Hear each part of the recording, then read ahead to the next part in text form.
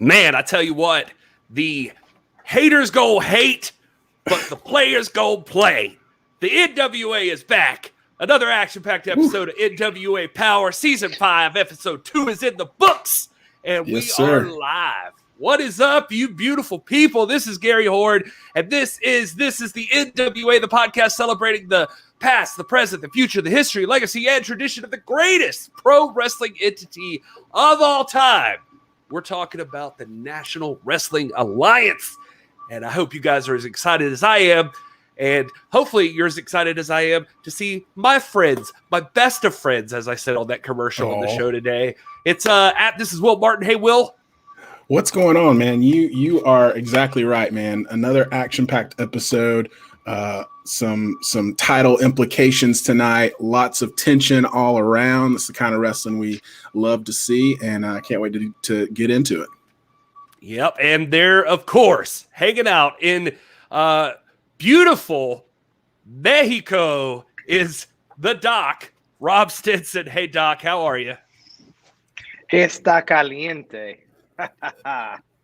Yeah, very Doc's good. Doc, I see you're in Mexico. We're happy that you were still able to join us, and it's good to see you. I'm not even going to pretend to guess on who paid for that trip or whose butts you've been kissing to get there. But congrats, Rob, for your Mexican vacation. I hope you're having a good time. Let me tell you, this trip was earned. All right, this trip was earned. and we can't earned. And we can't help but notice that your hotel internet there is actually way much better than your Georgia internet, your Chattanooga internet you normally have. So Props for that. I've gotten a big upgrade in the last 2 weeks. I'm not going to say why, but let's just say you're going to be seeing me crystal clear from here on out. Yeah, we'll just Perfect. say it's a business decision, I suppose. It's not an academic decision, a strictly academic decision. Okay. Oh, boy. Okay. I like that. Well, of course, none of this would be possible. None of it. We would have none of this excitement if it weren't for our beautiful. Oh. Well, you can go to manscaped.com and you get 20% off and free shipping if you use the code NWA Pod. That is true. We would be remiss if we didn't mention that. But this is not about us. What I'm talking about is the hashtag NWA fam in the chat right now. You beautiful, beautiful people. It's so good to see you. Always glad to have you here. Nathan, I see you out there. It's always good to see you after an NWA Powerrr episode as well. Deb Housen's in the house. Front rows here. Jedi Warrior, James Lawrence, Raj, R.A. Davis, everybody. It's so good. Sandoval's even here, people. I mean, what can you do? Sandoval's in the chat today. And he's asking Rob, how does Mexico compare to Grimsley, Tennessee?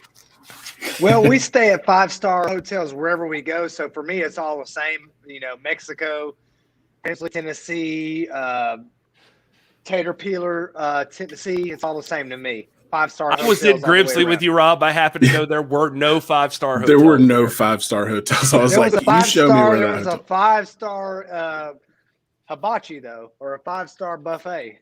Buffet, yeah, we hit that up. Let's call it 3. Let's call it a healthy 3-star buffet. Oh man, 3.5. Well, 2. I'll give you that solid 2 stars.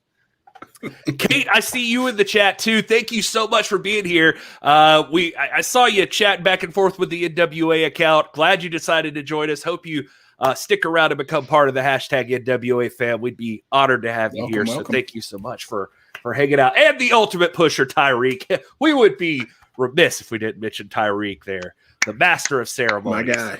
The ultimate pusher. MC, boy. Oh, well, fellas, we got a lot to talk about here. There was a big show today, and less Nick Aldis than I'm used to. I don't know how you're doing, Rob. Hopefully you're hanging in there. But let's just jump into it. Let's talk about the episode so we can get to these people in the chat and hear what they have to say. And this is going to be a lot of fun. The opening of this episode was reflecting back on last week when Camille had her coronation and was celebrating in the ring. Aldis was her second. She got the flowers. And unfortunately, it was interrupted by Melina, who had a bone to pick with Camille. That was quickly interrupted by Jennacide, of all people, coming in and slinging Melina to the ground and celebrating Camille. That was unexpected. So still not sure how to take that, but that's where we began. Any thoughts you guys had on that before we advance into the episode here? Well, yeah, I mean, we didn't get to really dig into that last week because, we had a blockbuster announcement about Powerrr happening August 28th at the Chase in St. Louis. And so that was the topic of conversation for most of the show last week, as it should have been. But we didn't really get to talk about this a lot. And it's one of those things where, we're not ones, or unless we are here to assign motives to people, even though sometimes we do that because we're podcasters and it's kind of our job. But there's a lot of questions hanging in the air about all this. I don't think any of us expected to see Jennacide come out and make, I guess, what you could call a save. I don't think Camille was in any real danger, but she came out and restored order. And I mean, Jennacide, of all people, that probably would have been the last person on the list that I would have predicted. So we don't know what that's about. We don't know if that was a show of respect. We don't know if they're aligned. We don't know if that was Jennacide trying to insert herself as a contender and make sure that she's seen next to that title. There's a lot going on. Rob, we didn't get your thoughts on it last week. I'd love to hear your thoughts about that whole segment. Well, I don't think Jennicide's trying to make herself a contender because she is a contender. But I gotta say, man, the prospects of an alliance between Jennacide and Camille. Whew. Can you imagine a more powerful force right there? I mean, Strictly Business already runs the world, guys. Can you imagine you throw Jennacide into the mix? Now you're talking about running the whole Andromeda strain, the whole Milky Way. You know what I mean? Yeah. You're running the whole galaxy. That's weird. That's exactly where my mind went too. I will say this. You make an excellent point, because the first thing that came into my mind is I had a flashback to last week on this very show where Mickie James joined us, and she talked about, I mean, she just hinted at it. It's just, rumor and innuendo, as they say, but she did toss out the idea of a women's tag team championship even, and that out there. And I saw Jennacide and Camille standing side by side, and I thought, my God, if the two of them were to ever compete for a tag team championship against anybody, yeah, you just give it to him. You just give it to him and let him hold it. Yeah, forget about Ivan Nikita Koloff. Forget about Don Cornolo and Ivan Koloff. Forget about Hawk and Animal. Forget about Ricky and Robert. You got Jennacide and Camille in a women's tag team championship picture. We're not talking about 1,000 days. We're not talking about 2,000 days. We're talking about they will hold it as long as they want to. Guaranteed. That's it. Well, the very first thing we get to in this episode on the new stuff is Kyle welcomes Trevor Murdoch to the podium, and Trevor talks about leaving the pay-per-view, very disappointed. And we saw Trevor, really, he was in the conversation with Mae Valentine, I believe. We also get that ending promo discussion at the end of the pay-per-view, and he talked about just being very disappointed. He was doing everything he could, but he just wasn't living up to expectations, what he wanted out of the NWA. And he says he went home to his wife, and women have a nice way of making you feel dumb sometimes, he said. And I know that from experience. And he said his wife confirmed something for him, though. He had Nick Aldis beat with his old finisher. So Trevor says, I thought about it. I thought about it a lot. How do you think we're done? We're just getting started. I've never wanted to hurt someone so bad in my life. And he says, Nick, I'm not stopping. I'm not quitting. I'm not giving up. I'm coming for you. I'm going to be around every quarter. And this doesn't end until I am the NWA World Heavyweight Champion. Doc, I see you laughing over there, but yeah, I guarantee you wouldn't be standing face to face Trevor Murdoch and laughing like you are right now. No, you see me. You see me stand face to face with Trevor Murdoch and speak my mind, speak truth to power. You know what I mean? Here's the thing that strikes me about his comments. One, every single one of us who are married knows what it likes what it's like to be made to feel idiotic in front of women, because they do that. Wives do that to us. They speak the truth to us. They speak clarity. And here's what I want to point out about Trevor Murdoch's wife, not to get too personal. This is a brilliant woman, because what did she say, Gary? What did you say? She said, you had him beat. You had him beat. And so therefore she said, basically, you didn't beat him. You had him, but you didn't. It took Trevor Murdoch's wife to point out to him that he could not beat Nick Aldis. You had him beating his own move, and yet you're not the champion. I love Trevor Murdoch's wife. That's a brilliant woman. Will, do you feel the same way as the docs portraying this? No. Not surprisingly, I don't. I feel that this is the reality of what's happening right now. Whether the issue here isn't did he have him beat, did he not? I mean, here's one thing Rob and I'll agree on. The result of that match is the result of that match. Nick Aldis retained and is currently the world's heavyweight champion. But some people would say that if you believe something enough, then it becomes truth. And I could see in Trevor Murdoch's eyes tonight, whether or not his wife or whoever put that idea in his head was trying to show him that he came up short, he knows, he believes, therefore he knows in his mind that he had Nick Aldis beat, which means that if all of the shenanigans hadn't happened, that he would have walked away with that title. And the fact that he believes that, I saw a new fire in his eye. Different than last week. Last week, it was right after the pay-per-view. He was a lot of questions. He didn't know what he was going to do. He was downtrodden, as we said. And this week was completely different. It's like he hit the reset button, and I almost see more hunger in him than I did before this pay-per-view, which, whether Doc agrees with me or not, that's a scary thing for Nick Aldis. No, you're wrong on all counts there, Will. I don't see this a reset. I see the same old Trevor Murdoch. He said, you heard him. I want to hurt him. I want to hurt him. This is a sport, man. Nick Aldis is a professional. He's a competitor. We're not in the business of hurting people.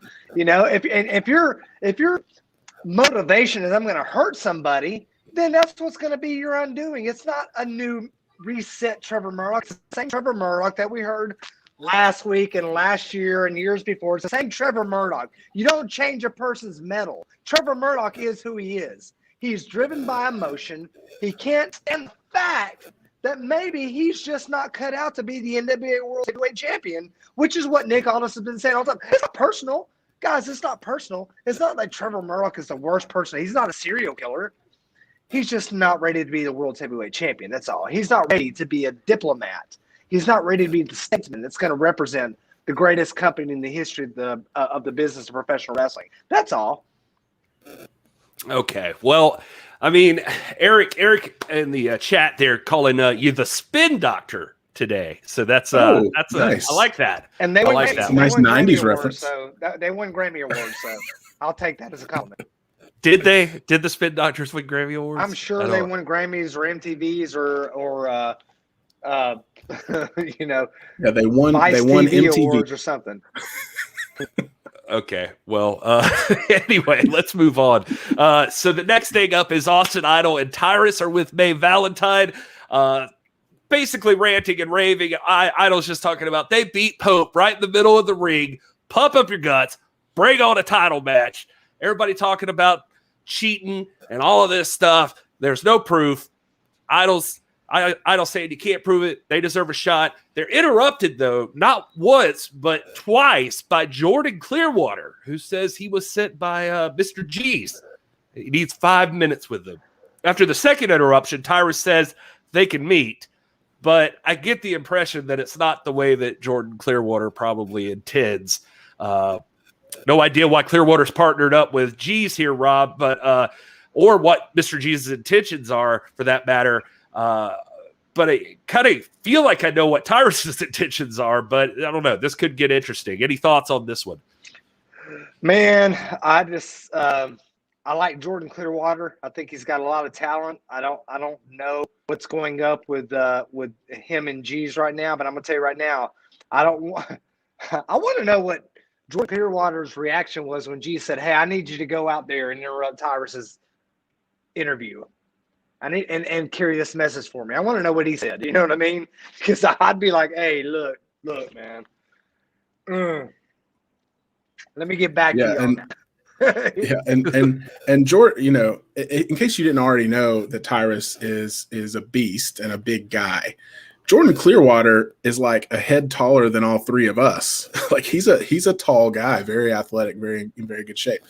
And he was looking up to Tyrus, trying to get his attention. So yeah, I don't know what's going on. I don't know what the connection is here between Black G's and Jordan Clearwater, what kind of business decision they're trying to do. But Tyrus said we will meet in the ring next week, which is a little bit alarming. I don't know what that's going to entail, but I guess we'll see what happens.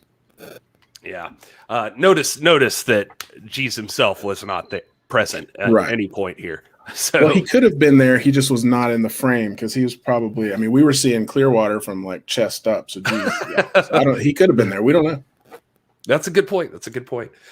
So next up, you had Kenzie Paige making her NWA Powerrr debut, taking on in a three-way contest. A lot of three-ways in the NWA here lately. A lot of triple threat matches. But Kenzie Paige taking on Jennacide and Melina all in one match here.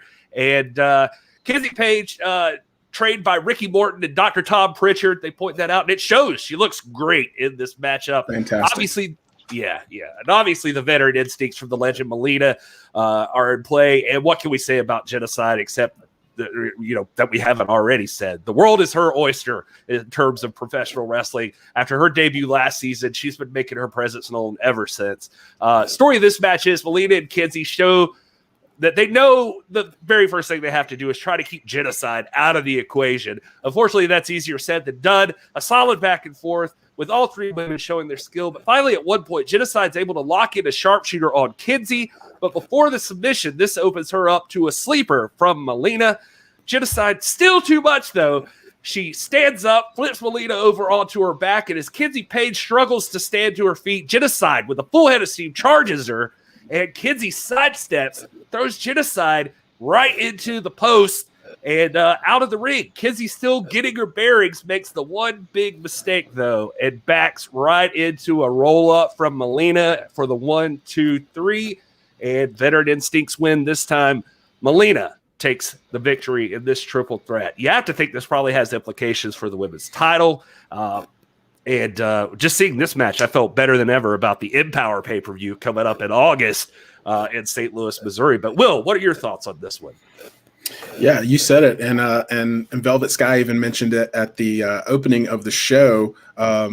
And she's doing a killer job this season. We haven't really talked a lot about her, but Velvet Sky is such a refreshing, welcome addition to that commentary desk. But she was talking about just the depth of the women's division right now in the NWA. It's deeper than we've ever seen it in the last few years, and this is a perfect example of that. You've got three women. You've got Melina and Jennacide coming off of an awkward exchange last week. It didn't really come to blows last week, but I'm sure that them stepping into the ring together this week, that was in the back of their mind. And then you've got a debut in Kenzie Paige, 19 years old, guys. And this Kenzie Paige is going to be a superstar. She's already a superstar, in my opinion. But I'm talking about a household name at some point, because she is, to be 19 years old and in the ring with the legend like Melina and somebody as dangerous and as powerful as Jennacide, and to look that good, that was an accomplishment in and of itself. And so this whole match was great start to finish, and you summed it up perfectly. I mean, I think it was the experience of Melina just knowing how to be in the right place at the right time to cash in and get that victory. But I don't think these three ladies are not going to be crossing paths again anytime soon. So I think there's more to this. Man, I mean, I think we were just recently talking about the tag team division in the NWA, how we just woke up one day and suddenly it became the elite promotion for tag team wrestling. You know what I mean? Love it. Same thing for women's wrestling, right? What just happened? Like, I just blinked my eyes and suddenly you got Camille, you've got Ponderosa, you got Serena D prancing around, you've got Jennacide, you've got Alex Gracia, you've got Lady Frost, you got Kenzie Paige. Kenzie Paige, guys. If you are a fan of wrestling, then you are not unfamiliar with Kenzie Paige. Sandoval mentioned in the chat Sandoval is a student of the sport. This guy studies Tennessee wrestling. Kenzie Paige is 19 years old. He's been watching her for what, 3-4 years? That's how big a deal Kenzie Paige is. So best believe, I'm gonna tell you right now, Camille has got her eye on Kenzie Paige. Everybody who's important in this women's division has their eyes on Kenzie Paige. So great match. I just think right now, I think there's so much strength and power and momentum behind Jennacide. Melina, sneaking in with the win. It was cool. I have no problem with her getting the win that way. That's the price you pay for being in a triple threat match. But right now, as far as the pecking order goes, Kenzie Paige is in there. But at the top of the heap, you got Jennacide, you got Camille the champ, you got Thunder Rosa, and then you got Melina. You got Melina. Well, at the top of the pecking order in the women's division, of course, is Camille, and she's in back with May Valentine. Camille speaks now, but never mistake that for thinking she won't get right to the point when it's time to talk. She doesn't mince words or anything. She just goes right in, and she just basically starts right off with, who the hell does Melina think she is, interrupting her coronation. Very annoyed with her, says, dare you to try to interrupt anything I'm ever involved with ever again. And May asks if she thinks it's fair that Latimer's going to be in this triple threat with Adonis and Perro for the national title tournament. Camille very quick to point out, life ain't fair. Tom will win. End of story. And then she says, who do you think is the first challenger for the Burke in Camille's possession? And I love that the Burke is being I always got to point it out that they call it the Burke now. I love that. Camille, very confident, doesn't matter. And in fact, take this as you will, she says, I'm looking elsewhere. I believe those were her exact words. Rob, what does that mean? I don't know, man. It's very cryptic, very, very, very cryptic. But I'm not going to sit here and try to decipher what that meant. I'm probably left where you are and where Will is. Looking at the expression on Will's face, he probably doesn't have a clue either. That's just how I look, Rob. That's how I always look. Okay. and that's usually why I usually don't have a clue. I think that, and we say this all the time. If you've ever watched our show over on This Is Pro Wrestling, you should check it out. YouTube.com/This Is Pro Wrestling. But we talk a lot about, the NWA doesn't fit the mold of a regular promotion. There's not a lot of borders in the NWA. There's not a big barrier to entry, and it's not uncommon to see people that wrestle in an NWA ring wrestling in the ring of another promotion. And we've seen that over the past year on a grand scale. So I think what Camille's saying, not trying to be presumptuous, I think she's saying that, all the women's talent that's in the NWA, it's there. We just talked about it. We just acknowledged it. But she's taken off her blinders and she's looking across the whole wrestling landscape. And I think she's holding the Burke with such esteem. She realizes, you know what? I'm going to look at not just all the women that are in the NWA, but all women wrestlers across the world. And that's when I'll decide who my next challenger is. And I can honestly say I respect that. I'm not part of Strictly Business like Rob is, but I can respect that. Camille is a formidable champion, and she earned it, and I think she has the right to do that. So that's what I gleaned from that. I would add to that too. I'm sorry, Gary. Say that again. Say, I'm sorry, Gary. I've never heard those three words. We'll clip that. Yeah. We'll make a soundboard of it. And what Will's talking about is the NWA being not a meta promotion, but the meta promotion. The Burke is and has always been the women's championship that rules them all. You got lots of prestigious championships out there in the world, but I think most women's wrestlers, including Mickie James, who was on our show last week, said that title is the one. That is the one that has the lineal tradition dating back to well before the NWA was even formally founded in 1948. This is a championship that has its roots in the 30s, in the shadows. You know what I mean? And so for her to say that she wants the opportunity to and invites any competitor and all competitors to come and challenge her, I think that just speaks to the kind of champion that Camilla's going to be. And we're looking at we're on the cusp here of a very, very great and historic reign. Yeah, I was just going to point out front row in the chat saying Camille was on Busted Open last weekend. She said she was wanting to defend that title everywhere, including independent shows all around. So Camille ready to be a working champion, it sounds like. And so we'll see. I mean, whoever's willing to step up, I'm sure Camille's ready to face off with you. The next thing up, we got Kyle with PJ Hawks and Sal Renaro. And of course, Danny Deals. How I would not want to forget him. And so they're going to be having a number one contenders match for the TV title. And Sal starts naming off past champions: Tully Blanchard, Arn Anderson, Dusty Rhodes, Sam Houston. Not Sam Houston. That was a mistake. Sorry. But he definitely mentions the legacy of the Prestige, and he's throwing the Pope in as part of that story. And all of the men that built this title into something special. Kyle turns to let PJ speak about being a second-generation wrestler, but he's quickly interrupted by the NWA Powerrr debut of Colby Corino, who is on the show, and he says that PJ makes him sick. Talking about being a second-generation wrestler when your family has never done anything. Sal, quick to jump in and say that he's a big fan of Colby. I'm sorry, he's a big fan of your dad. Like, I love everything, and it's good to see you too. And this does not lighten tensions, obviously. Colby wants to know, is this really who gets title shots around here? This dumb, old, ugly goof? Colby says, I'm the son of a former NWA World's Heavyweight Champion. I shouldn't have to wait around and throw my name in a hat. My favorite line of this, though, was Sal asks, what did I ever do to you? And Colby said, you're in my way. And PJ asks if he thinks he's tough. Why don't they make this a triple threat? He's willing to do that. So we're waiting around to see if that gets cleared, I guess. But quite the debut. Just an introduction to Colby Corino, if you're not familiar with him. Right, Will? How'd you like this one?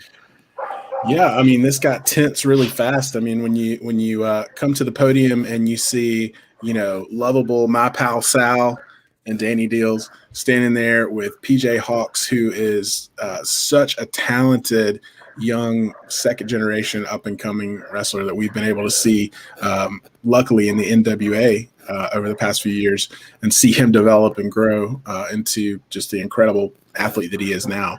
I'm kind of in a lighthearted mood, right? I'm like, oh, this will be fun. This is going to be friendly competition, a lot of respect, a lot of healthy respect here.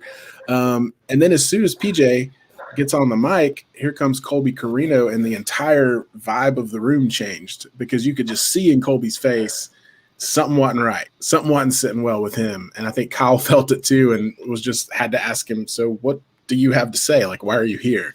And it's apparent to me that he doesn't like PJ being, hailed as the second generation wrestler when his dad was a former champion, which is true. It's legit, and it's definitely something for him to be proud of. But, then he comes after Sal, who, as he said, hasn't done anything to him. And Sal is a guy who, we've mentioned it before, but was in the very first match of NWA Powerrr. He's been around ever since, and damn it, he's earned this spot. I mean, he's earned my respect. He's earned all three of our respect as a wrestler. And, for Colby to come in and crash that party, it just totally shifted the mood a little bit. And so I guess we're waiting to see, as you said, if this triple threat is going to be approved or cleared. But that's definitely not going to be the respectful, lighthearted number one contenders match we thought we were going to get. Our friend front row in the chat, Rob, pointing out Colby has an edge, and certainly Will just mentioning that.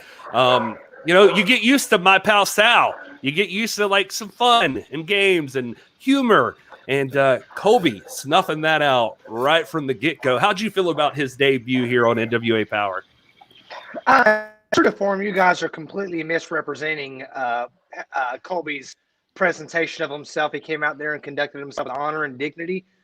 Very forthright, very matter-of-fact, which I think is what most professionals want to hear. They want to hear people speak straight rather than with a forked and sweetened tongues, as it were. Colby Carino is the son of a former champion, but that's not what he's basing himself on. He's basing his prospects and his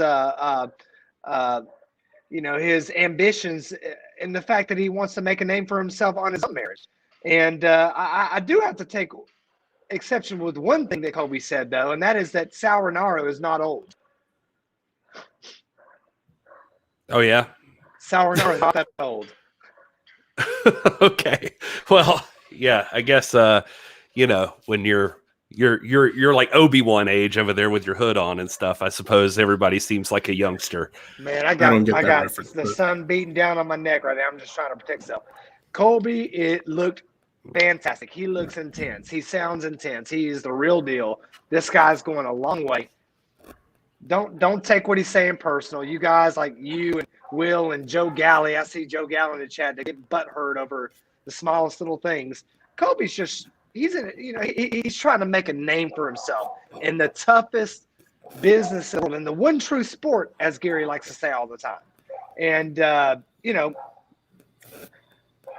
don't cry because he's got sharp words. Okay. Well, nobody's crying. Just pointing out what we saw. Crying, Gary. No, nobody's crying. That's just how he looks.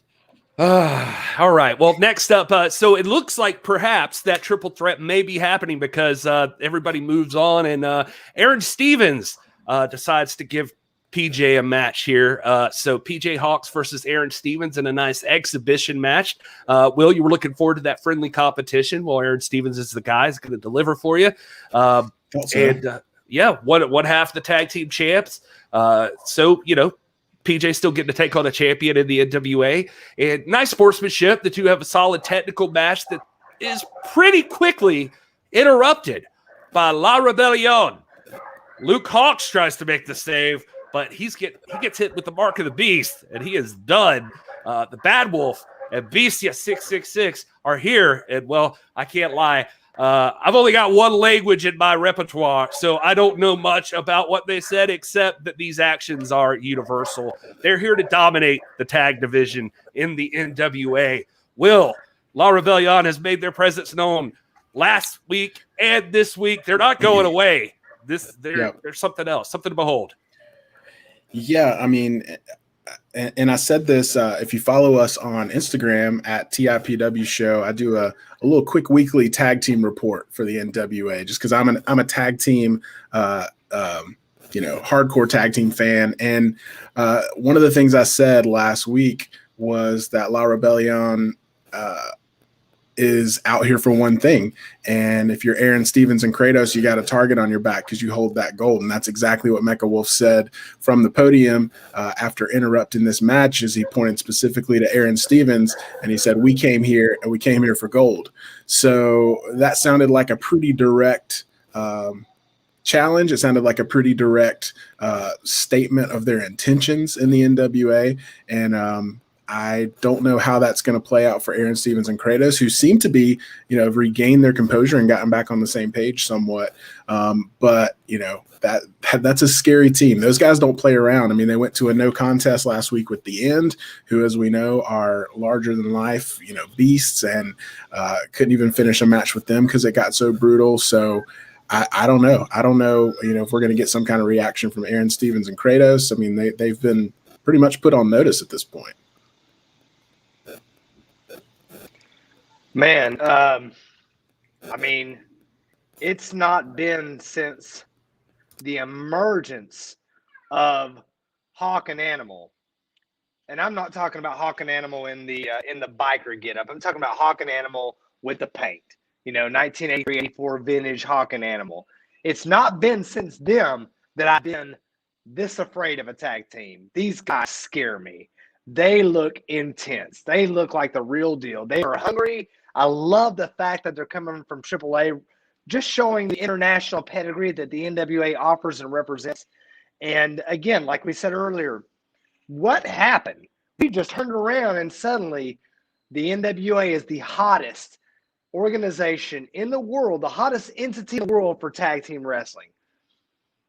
La Rebellion, oh my gosh, take note. Guys, I love Aaron Stevens. He's got a special place in my heart. I'm going to tell you right now. Aaron Stevens and Kratos, you guys are in big big, big trouble. And I mean that with all due respect. La Rebellion are the real deal. They look intense. They look hungry for blood. They're out here to win this all. I don't even know if they're out here to this is what scares me about them. I don't even know if they're in it for the belts. They're just out here to destroy. I don't know if a team like that can win the belts. You know what I'm saying? Well, I mean, they specifically mentioned tonight talking about gold, which I assume means the tag titles, but I just don't see them stopping there. You know what I mean? It's like from what we've seen from them and what we know about them, if they were to go out tomorrow and win the tag titles, I mean, are they going to calm down? No, they're not. They're going to just keep running rampant across the tag team division and even further than that. So yeah, I don't know. I really don't know. Yeah, it's pretty insane. I mean, Nathan in the chat pointing out that just he mentions that La Rebellion and the End both scare the hell out of him. So it's the NWA tag division is vicious. Kratos, he's a mean dude all on his own, and Aaron Stevens is a big talented man, but they've got some competition this season. It's not going to be easy to hang on to those tag team titles for sure. May Valentine's in the back with the mystery man. May says, we obviously don't know who he is, but when will we see him wrestle? He says that's up to Corgan, but he's here and he's ready. Interrupted by Slice Boogie and Marche Rocket. They're making fun of the masked man. They're largely ignored. A lot of posturing from Slice Boogie here, just making fun of the masked man. If I know anything about wrestling, this is not the last we'll see of this scenario, I'm guessing. Any thoughts here, guys? Man, I never really liked Slice Boogie just because I can't get over the whole Mets thing. I freaking can't stand the Mets. This is the first time I really appreciated him because I was glad for him to shut up the masked mystery man or whatever his name is. This is another tactic from Conspiracy Corgan, from Gerrymander Joe Galley. And I see you in there, Joe. I know you're watching. You can't stop following me. You can't stop trolling me. And Irish Pat Kenny to disrupt, to inject a little bit of subterfuge into the NWA. If Conspiracy Corgan has a hand in it, which apparently he does because he's the only one who knows who this guy is, it cannot be good. So thank you, Slice Boogie, for putting an end to this charade tonight. I'm holding my breath for next week. Will, it sounds like Rob's become a Mets fan. Sounds that way. No, he hasn't. I'm not going to go that far. I got you, Rob. We agree on the Braves. All the Conspiracy Corgan stuff aside, it's intriguing to wonder who this is under this mask. There's got to be a purpose here. There's got to be a reason. William Patrick Corgan's not going to bring somebody in, put him under a mask if there's not a specific purpose. And Rob, I tell you, if it turns out to be some kind of conspiracy or something like that, I'll be the first one to say that you were right. But all that aside, there's a lot of questions right now. There's a lot of wondering of who is it, obviously. Why is he here? What led him here? What's his history? We're big on history. And so it's hard for us when you have a guy in a mask like this. We don't know anything about him. We don't have any context. We can't go back and say, oh, he was in this, wrestled here and he's done this and he's had this accolade. We don't know. It's like just a brand new, person popped up. And so we don't have a lot of context. And I don't know if we were going to get any context tonight, but that was interrupted by Slice Boogie, who apparently wanted to come in and make sure everyone knew that the masked man didn't have nice shoes on for some reason, even though his suit looked good. And so that's what we got tonight. So I guess now we're going to have to wait again until next week. So I disagree with you on Slice Boogie doing anything good tonight. He kind of annoyed me, and he interrupted something I was curious about. So now we're going to have to wait yet another week to see if we can find out any more information about this mystery man. Doc, I mean, I'm seeing guesses in the chat that it's actually you under the mask. That's a good guess because you've seen his build and similar to mine. The guy looks great. So it's not a bad guess. It's not me. I can assure you that. And I'm going to tell you right now, all the context you need, Will, is in the words of May Valentine, a decorated journalist, who said that only William Patrick Corgan knows who he is. And if that's the case, then it is nefarious. I promise you. It's conspiracy Corgan. That's what this is. So what'd you say earlier? You'll be the first to say that you will tell me that I was right. Yeah. Mark that. Mark it. I will. On your notes there. Yeah. Well, good, because you're going to. You're going to. Okay. And I'll do it with no problem, and I won't lose any sleep at night. But I'm just going on what I know right now based on what's happened. And I would love to know more about who this guy is if people can quit interrupting him when he tries to talk to, yes, the esteemed journalist May Valentine. I agree with you on that as well. Yeah, we love some May Valentine over here. Unfortunately, we're not going to get any more answers about the mystery man on this episode. It keeps chugging right along. Train keeps it rolling. That's one thing you can always say about these NWA Powerrr episodes. They cram the most into 1 hour of TV or less than any other wrestling company, it seems like. We move right into a meeting at the podium with Kyle, welcoming all three members of the other triple threat match scheduled for next week for the advancement into the national title tournament.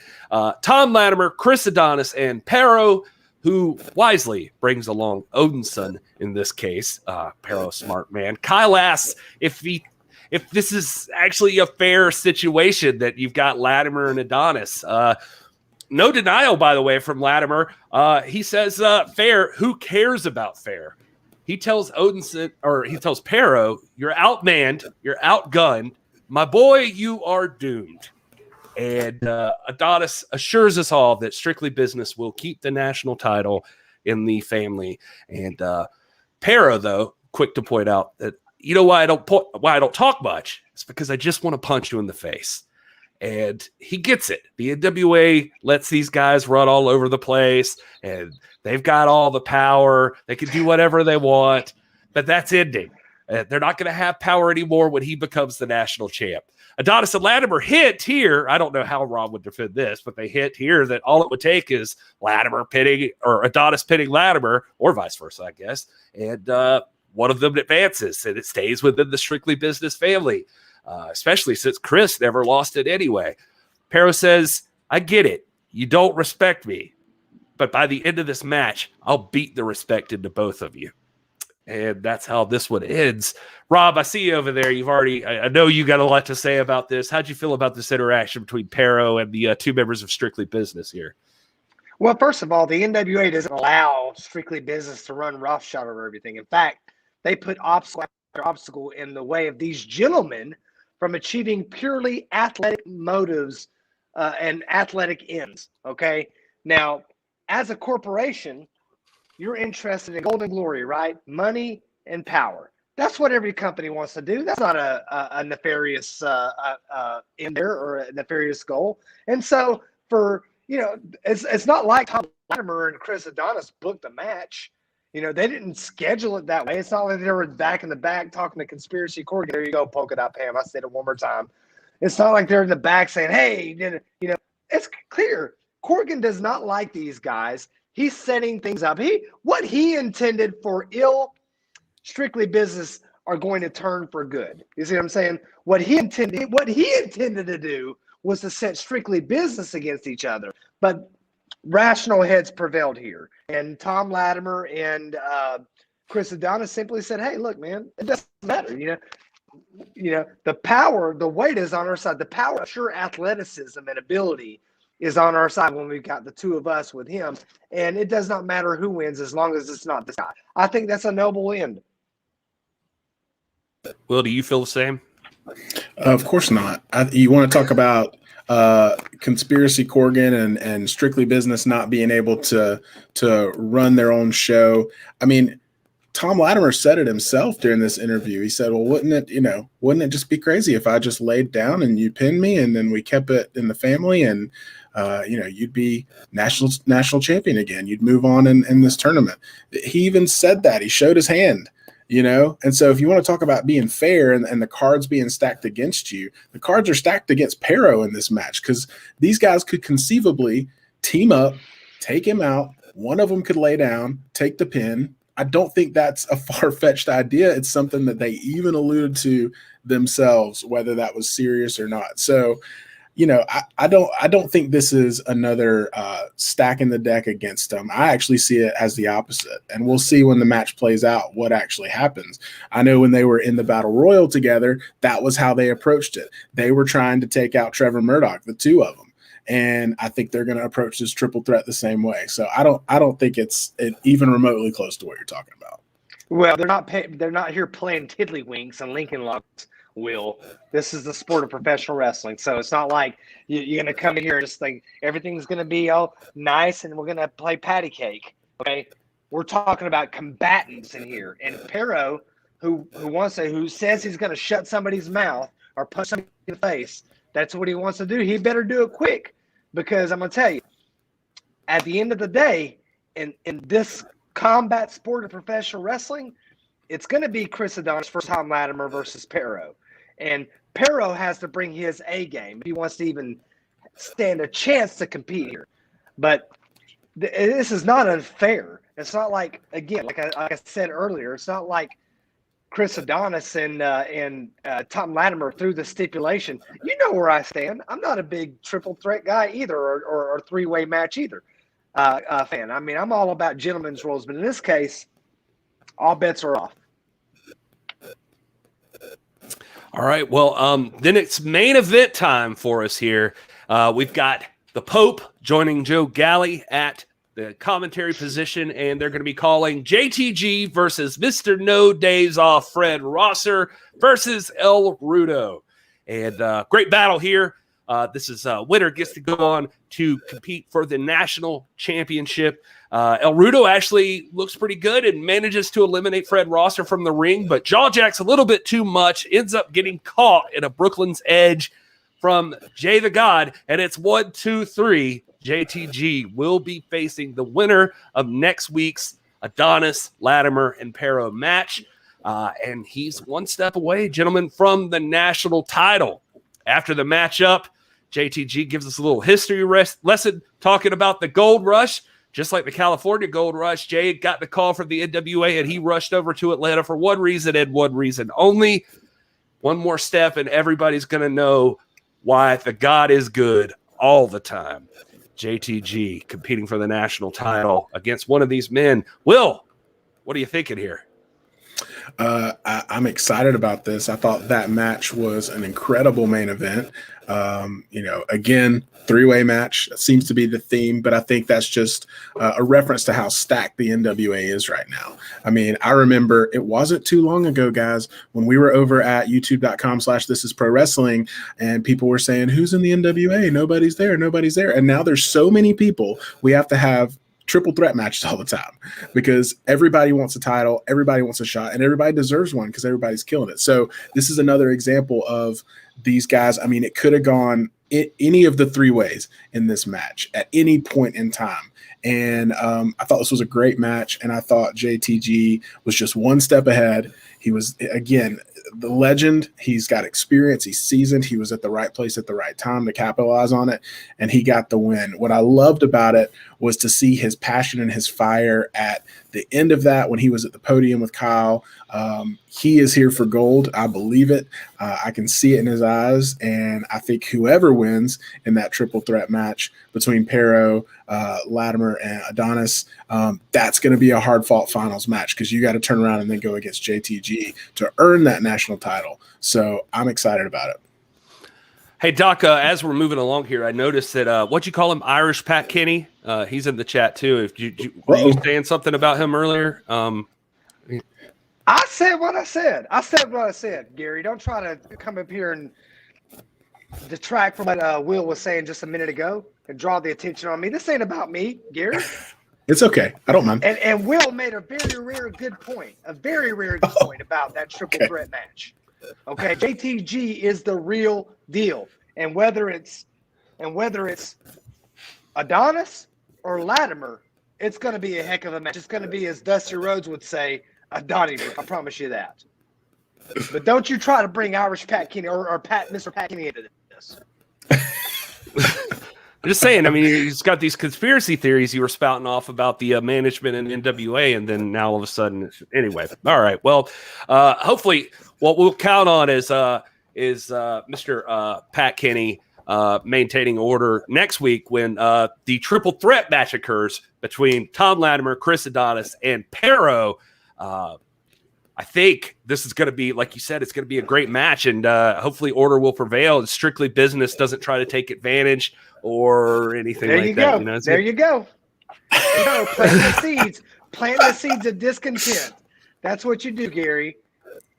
That Strictly Business isn't going to do this. Hey, listen, man, I'm not a doctor like you, but I'm somewhat of a scientist myself, I suppose. I'm just taking evidence from what we've seen in past shows. And, it just seems as though Strictly Business always got something up their sleeve. I'm sorry. I see you there wearing your hoodie. You got the sleeves too. So that's just how it works. It's Strictly Business, very successful in the NWA. Can't take that away. I noticed that you're in Mexico right now on like some 2-week vacation. Yeah. And I'm sure that has nothing to do with the way that you constantly kiss up to the power players in the National Wrestling Alliance, right? No. If I was kissing up to the power players, I'd be kissing up to the Conspiracy Corrigan and Jerry Minder Joe Galley. Okay. I'm here. I represent the resistance. I represent the power. You guys are the butt kissers. And just all you in the chat who don't know, what Gary does in his day job is he does a podcast for cult films that nobody watches. It's called Cinema Shock, and it's terrible. And that's the scientific approach he's bringing. Just so you know. I consider myself worldly. Like I'm educated. That's what that is. I'm an artist. Right? I appreciate quality cinema. What's wrong with that? We're doing RoboCop next week. What's wrong with RoboCop? There's a wrestling tie-in. It is a wrestling tie-in, right? RoboCop's appeared in the NWA. Rob, did we lose you? Yeah. I'm just dumbfounded. Well, let's see what you guys got to talk about in the chat. You're half right. Oh man, I love hearing you talk, and still I stand by it. I just think well, whatever. You know what they say, Rob? Speaking of science, light travels faster than sound, and that's why you always seem smart until you actually start talking. And right, brightness is just. Oh man, I was hoping he wasn't frozen and that he was literally just that stone faced. At your joke. But it was just a lot. Anyway. Oh man. All right. Well, chat room, we've gone through the show. What did you guys think of this episode of NWA Powerrr? We want to hear Jedi Warrior in the chat saying if JTG doesn't win this thing, it's going to be a criminal act. Which makes sense because Strictly Business has a good chance of being on the other side of JTG. So, just sticking with that. There's the poke. It's poking that bear, that little Robbie bear.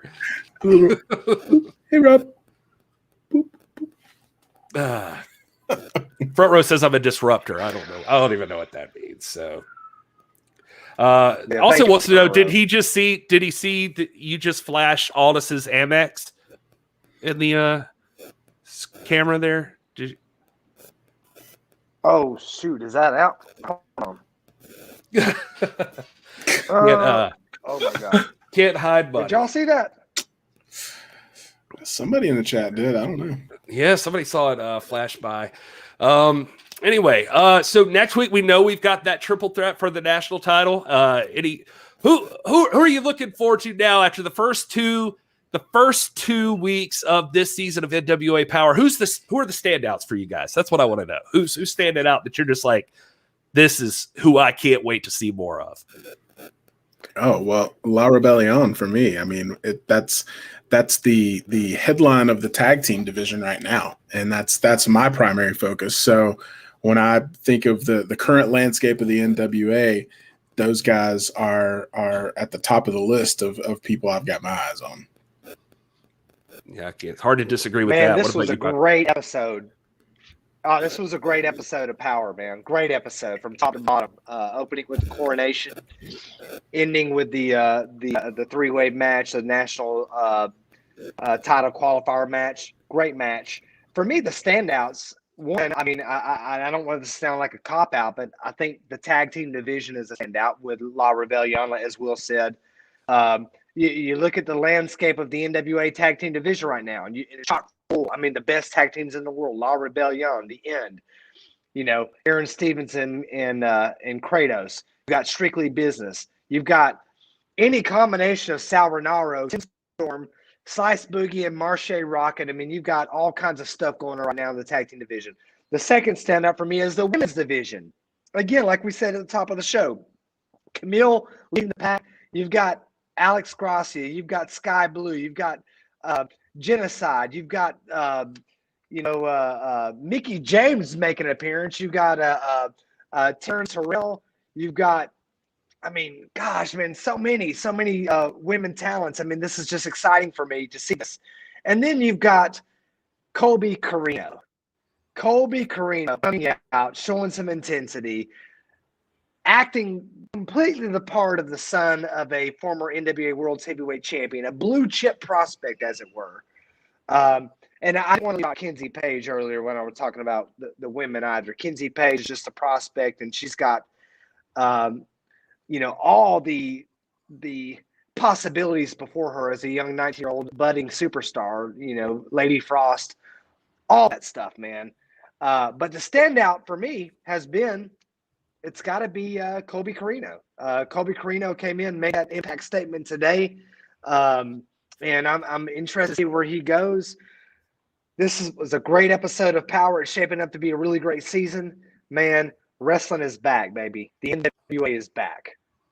Keep your eyes on Colby Corino, because I'll tell you what, they're live. I was lucky enough to be a part of the tapings and get to see everything take place in person. And I'll tell you what, there are some moments that Colby is going to make. That guy is a standout for sure. I see some love for Camille, obviously, in the chat. Some love for Smiley Kylie Ray, and also Jordan Clearwater. Jordan Clearwater getting some love out there in the chat, and so hopefully we'll get some more out of Jordan. And definitely, good-looking guy. Looks like he's ready to go.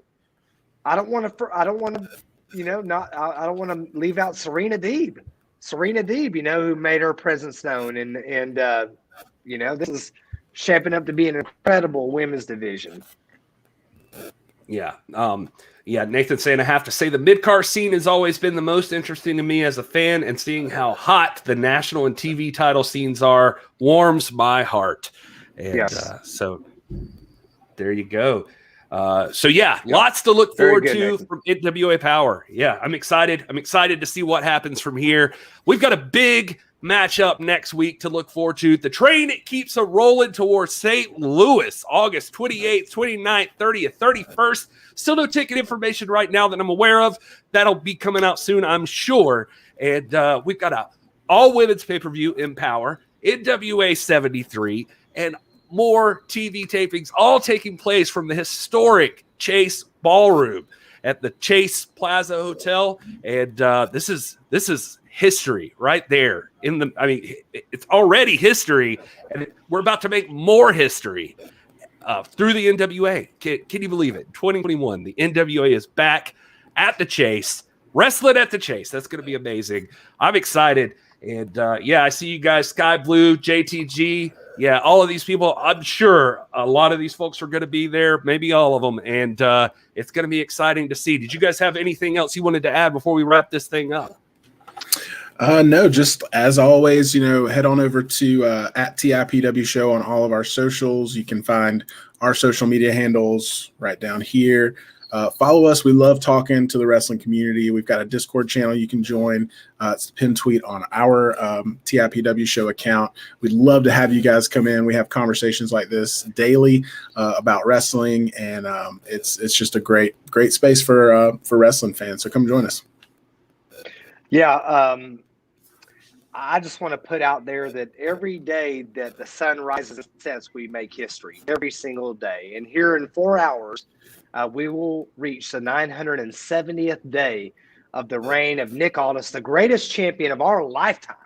And for the first time in 30-plus years, a NWA World Heavyweight Champion is going to step foot inside the Chase Ballroom at the historic Chase Hotel in St. Louis, Missouri. I'm going to be there. Will's going to be there. Gary's going to be there. You guys need to be there. As soon as tickets go on sale, get it. They're going to go fast. I promise you guys, this event will sell out. If you can't be there in person, make sure you order it when the subscriptions go on sale at Fight TV. And I'm telling you, man, the NWA makes history. Nick Aldis makes history. The Doc makes history. Even these two bums up here make history. And we're going to be there celebrating history. I saw we're pretty close, Doc, to Nick Aldis surpassing Dan Severn's combined reign even. So he's working his way up there through the rankings. So pretty impressive of Nick Aldis. Well, we will see coming up on NWA 73, and who knows between now and then what could happen with the title. And Trevor Murdoch lurking around every corner as he promised, waiting for Nick Aldis. So and Pope, let's not forget the Pope. He is on his way to a historic 7th win and the lucky 7 for the TV title. He's got 5 in the bag, 2 more, and that guy's going to be waiting for Nick Aldis. So Nick Aldis is not going to get to rest easy.